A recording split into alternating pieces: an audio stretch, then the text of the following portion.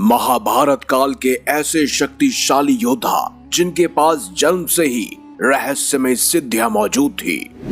Number 1 में मौजूद योद्धा तो भविष्य भी देख सकता था। वीडियो में आगे बढ़ने से पहले हमारे चैनल को सब्सक्राइब अवश्य करें और बेल आइकन जरूर दबाएं ताकि ऐसी ही खास इंपॉर्टेंट लेटेस्ट जानकारियां आपको यूं ही जानने और सुनने को मिलती रहे। साथ ही कमेंट बॉक्स में जय श्री हरि विष्णु अवश्य लिखिएगा। महाभारत दुनिया का सबसे खतरनाक युद्ध था जिसमें एक से बढ़कर एक योद्धाओं ने भाग लिया जो शक्तिशाली होने के साथ साथ ही विचित्र किस्म की सिद्धियों के साथ जन्मे थे। किसी के शरीर में कवच जन्म से मौजूद था तो किसी के मस्तक में मणि, किसी को भविष्य का ज्ञान था और किसी को भविष्य देखना। श्री कृष्ण तो स्वयं भगवान विष्णु के अवतार थे, लेकिन उनके समक्ष और सामने जो योद्धा लड़ रहे थे वो भी किसी से कम नहीं थे। इसीलिए हमने इस सूची में श्री कृष्ण को नहीं जोड़ा है, लेकिन आज हम बात करने वाले हैं कुछ खास योद्धाओं की। तो चलिए बात करते हैं उन 5 शक्तिशाली योद्धाओं की जिनके अंदर मायावी शक्तियां मौजूद थी, वो भी जन्म से ही। 5वें स्थान पर है भीम। जैसा कि हम सब जानते हैं कि माता कुंती ने स्वयं वायु जी का आह्वान कर भीम की प्राप्ति की थी, जिन्हें पवन पुत्र भीम भी कहा जाता है। बचपन में ही दुर्योधन द्वारा विष देने के कारण उनके अंदर 1000 हाथियों का बल भी आ गया था। वहीं युद्ध में भीम से ज्यादा शक्तिशाली कोई अन्य योद्धा नहीं था।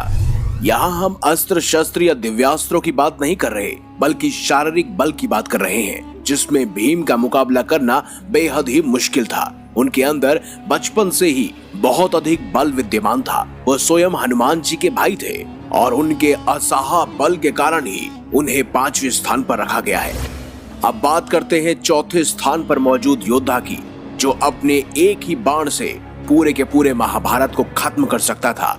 वो कोई और नहीं बल्कि भीम के पौत्र बर्बरिक थे। बर्बरिक दुनिया के सर्वश्रेष्ठ धनुधारियों में से एक थे। बर्बरिक के लिए 3 बाण ही काफी थे, जिसके बल पर वो कौरवों और पांडवों की पूरी सेना को समाप्त करने का बल रखते थे। युद्ध के मैदान में भीम पौत्र बर्बरिक दोनों खेमे के मध्य बिंदु एक पीपल के वृक्ष के नीचे खड़े हो गए और ये घोषणा कर डाली कि मैं उस पक्ष की तरफ से लड़ूंगा जो हार रहा होगा। लेकिन श्री कृष्ण ने युद्ध के पहले ही उन्हें भी ठिकाने लगा दिया, वो भी उनका शीश मांगकर, वरना वो तीनों बाणों से पांडवों की और फिर कौरवों की सेना को नष्ट आसानी से कर देते। इसीलिए उन्हें बहुत ही शक्तिशाली माना जाता है, क्योंकि उनके रगों में स्वयं अपने पिता घटोत्कच का और अपने दादा यानी भीम का खून दौड़ रहा था। आज उन्हें सब खाटू श्याम के नाम से जानते हैं, इसीलिए कमेंट बॉक्स में जय खाटू श्याम भी अवश्य लिखिएगा। अब बात करते हैं 3रे स्थान पर मौजूद शक्तिशाली योद्धा की। वो कोई और नहीं बल्कि स्वयं अश्वत्थामा थे। अश्वत्थामा बचपन से ही एक खास विद्यमान मणि के साथ जन्मे थे। कहते हैं उसी मणि के बलबूते पर वो ना ही कभी गंधर्व ना ही किसी यक्ष से हारे थे।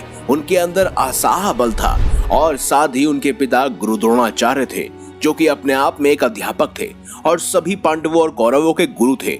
उनको ब्रह्मास्त्र से लेकर ब्रह्मशीरा अस्त्र और पशुपतास्त्र से लेकर अन्य सभी अस्त्रों का ज्ञान मौजूद था। इसीलिए वो सारा ज्ञान उन्होंने अश्वत्थामा को दिया। लेकिन अश्वत्थामा राह भटक गया, वो स्वयं कौरवों की तरफ जा मिला। लेकिन अगर अश्वत्थामा सही होता और अच्छा होता तो यकीनन पांडव आसानी से जीत जाते, क्योंकि उनके अंदर स्वयं भगवान शिव के रौद्र का अंश है और भगवान श्री कृष्ण के दिए हुए श्राप के कारण ही आज भी अश्वत्थामा इस पृथ्वी पर विचरण कर रहे हैं और कलयुग के अंत तक यूं ही विचरण करते रहेंगे। अब बात करते हैं इसी सूची में दूसरे शक्तिशाली योद्धा की। वो कोई और नहीं बल्कि वीर अभिमन्यु थे। अब आप सोचेंगे कि आखिर वीर अभिमन्यु के पास बचपन से ही कौन सी शक्ति थी? तो वो शक्ति दोस्तों चक्रव्यूह भेदने की विद्या थी, जो उन्होंने बचपन में ही अपनी माता सुभद्रा की कोख में रहकर सीख ली थी। जी हाँ, उन्होंने अपनी माता सुभद्रा की कोख में रहकर ही संपूर्ण युद्ध विद्या सीख ली थी। माता के गर्भ में रहकर उन्होंने चक्रव्यूह को भेदना सीख लिया, लेकिन वह चक्रव्यूह को तोड़ना इसीलिए सीख नहीं पाए क्योंकि जब अर्जुन वह शिक्षा सुभद्रा को दे रहे थे तब उनकी माता सो गई थी। जिस कारण अभिमन्यु को बचपन से ही सिर्फ और सिर्फ चक्रव्यूह के अंदर प्रवेश करना, वहां के योद्धाओं का वीर गति के साथ मुकाबला करना, ये सारा ही ज्ञान मौजूद था।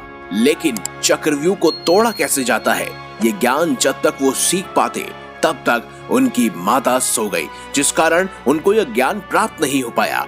वैसे कहते हैं कि अर्जुन जैसा महान धनुधारी जिसका पिता हो, साथ ही भगवान श्री कृष्ण जिसके मामा हो, वो तो वीर होगा ही।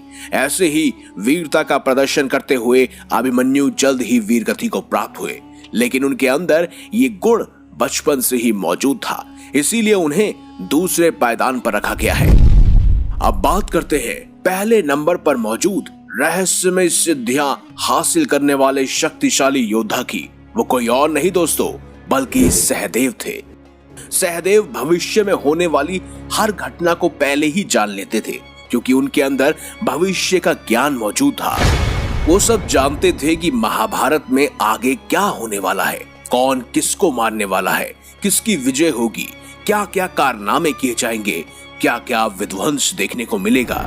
लेकिन उन्होंने चाहते हुए भी ये घटना, ये बातें कभी भी किसी के साथ साझा नहीं की, क्योंकि इसके पीछे एक खास वजह थी, और वो थी समय के चक्र या लीला को बदलना। अगर सहदेव हर घटना का सारांश या जानकारी लोगों को बताते रहते या अपने भाइयों के साथ साझा करते रहते, तो शायद महाभारत का युद्ध ना होता। और अगर महाभारत का युद्ध होता, जो कि धर्म और अधर्म के बीच का एक युद्ध था, तो उसमें यकीनन दुर्योधन महाविलन नहीं होता, बल्कि क्या पता जरासंध, क्या पता भीष्म पितामह, क्या पता गुरु द्रोणाचार्य या कर्ण जैसे योद्धा इसमें दुर्योधन का अधर्मी किरदार निभाते। वैसे भी भगवान की लीलाओं को बदला नहीं जा सकता, बस उनके क्रमांश में बदलाव लाया जा सकता है। यानी जो पहले होना था वो होगा जरूर, लेकिन क्या पता वो बाद में हो। तो यही थे वो खास 5 रहस्यमय सिद्धि वाले शक्तिशाली योद्धा। तो अगर आपको हमारी ये खास जानकारी या वीडियो अच्छी लगी है तो इस वीडियो को लाइक करें, हमारे चैनल को सब्सक्राइब करें और ज्यादा से ज्यादा शेयर भी करें। मिलेंगे अगली बार एक नई खास वीडियो के साथ, अब तक देखते रहिए